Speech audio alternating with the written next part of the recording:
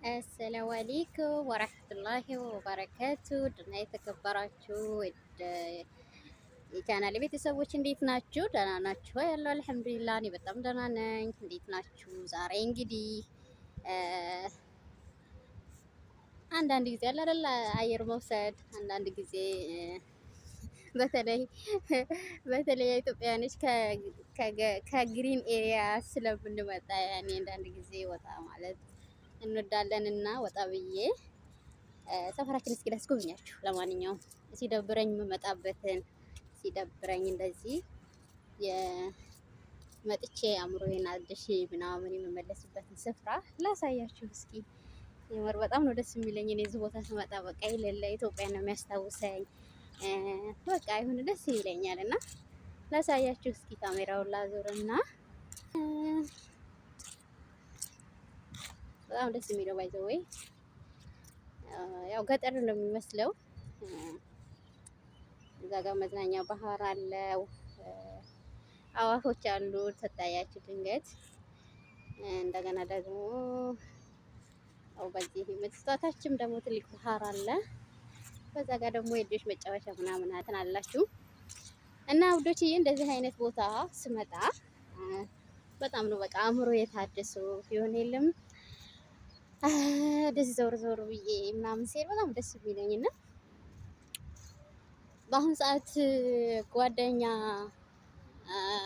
ማለት ጓደኛ አለኝ ብሎ ምናምን ምስጢሩን አውርቶ ችግሩን አውርቶ ደስታውን አካፍሎ ምናምን እንትን ከማለት በኋላ የሆነ ቅር ስትባባሉ ያንን ምስጢራችሁን አውጥቶ ሚዲያ ላይ የሚያወራ ምናምን እንደዚህ ከማይሆን ጓደኛ ብቸኝነታችን በስንት ጣዕሙ።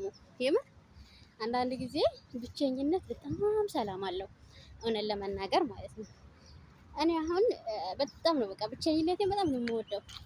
ጓደኛ ምናምን ያለ ላይ እዛ ቢሄድ በዚህ ሀላስ በቃ በራሴ ሙድ ራሴ በቃ ፈታ።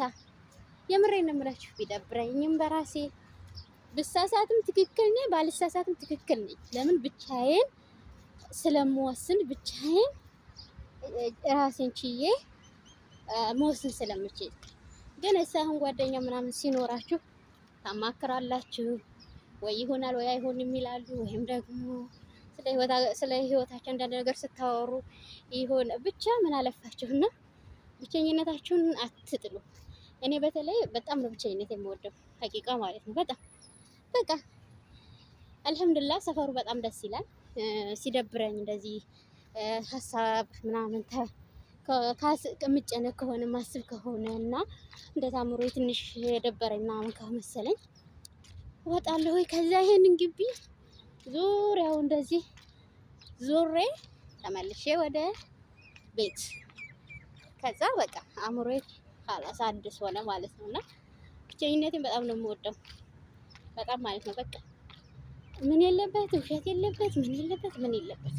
የምር አላህ ያዘነላቸው ብቻ ናቸው ትክክለኛና ጥሩ ጓደኛ የሚያገኙት እንጂ አሁን ላይ ዛሬ ጓደኛ ቢኮን ነገ የሆነ ቅሬታ ሲመጣ ምስጢራችሁን አውጥቶ ሚዲያ ላይ የሚያወጣ ከእናንተ የሆነ ነገር ብቻ ምን አለፋችሁ ታውቁታላችሁ።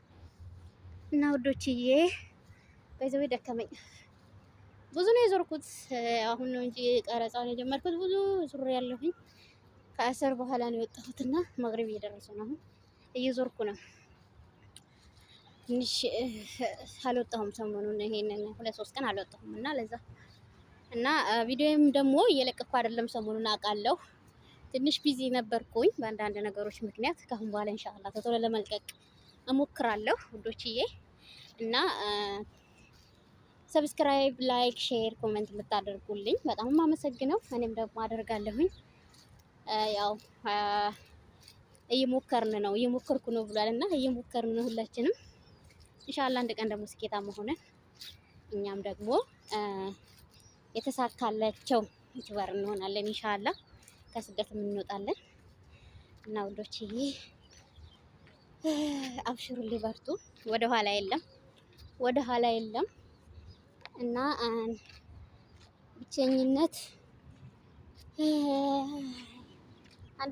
በፊት በፊት እኔ ብቸኝነቴን በጣም ነበር የምፈራው ሀቂቃ ማለት ነው። ሁላ ሰው እኛ ቤት መጥቶ ሲሄድ እኛ ቤት 2 ቀን ማደረ 3 ቀን ማደረ እንደዚህ ሳምንትም ቆይ ምናምን መጥቶ ሲሄድ አለቅስ ነበረ እና የምር እንኳን አይደለም እንደዚህ እህት ወንድሞች ምናምን እናት አባት ተለይቶኝ እኮ አይደለም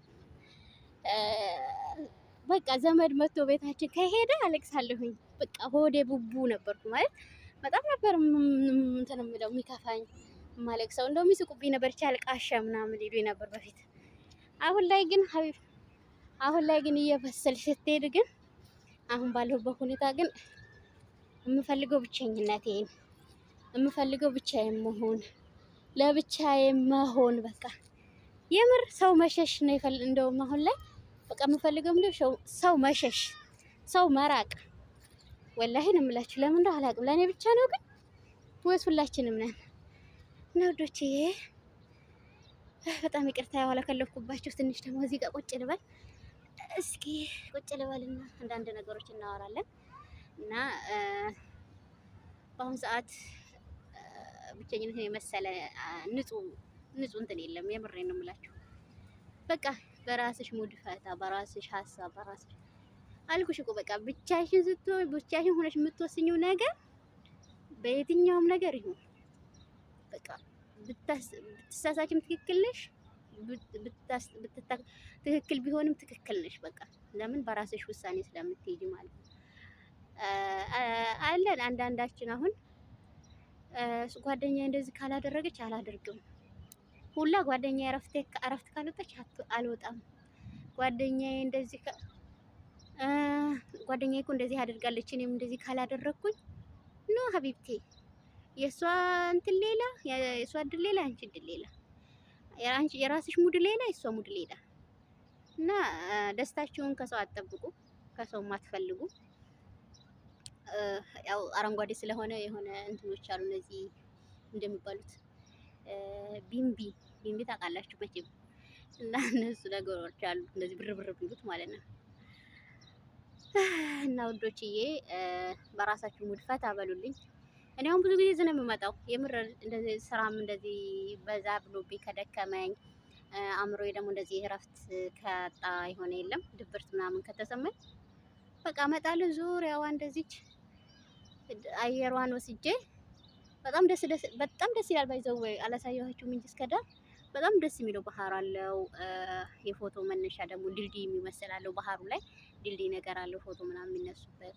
የሌላ ሀገር ዜጎች ናቸው ግን በብዛት እዛ ላይ እንትን የሚሉት። የኛ ሀገር ባይዘው እዚህ አካባቢ ኢትዮጵያ ብዙም የለም አላይም። እና የሌላ ሀገር ዜጎች ናቸው እዛ ድልድዩ ላይ ፎቶ ምናምን ሲነሱ ሲዝናኑ ምናምን እንትን የምትሉ የማያቸው ማለት ነውና ምን ልላችሁ ፈልጌ ነው፣ በቃ በራሳችሁ ሙድ ፈታ ማለት የምን አባቱ መጨነቅ፣ የምን አባቱ ማልቀስ ነው የምር። እና ስደት ላይ ራሳችን በራሳችን ታልጠበቅን ለራሳችን ጠበቃ ካልቆምን ማንም ለኛ የሚቆምልን የለም።